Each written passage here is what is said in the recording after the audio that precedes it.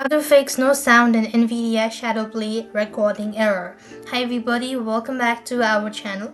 In this video, I'll show you the procedure to fix it. Now first of all, before addressing system sound settings and other specific reasons why this might have happened, you could try updating Nvidia.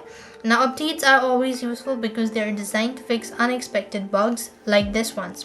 Here, what you could do is first of all open the start menu and type in Nvidia GeForce Experience and launch the app. After which, what you need to do is click to open the drivers tab in the upper left corner of the screen. As you do it then on this page, you want to click the check for updates button on the right hand side and wait for seconds. As you've done it if there are any update available, click the download button, wait for the PC to finish installing updates, and then switch back to ShadowPlay and try recording sound again. That should be able to fix. It still doesn't work, you want to jump to a next solution, that is check your system's sounds or volume. So for that, you simply want to right click on the mouse at the bottom of the home page or the speaker icon and go to open volume mixture.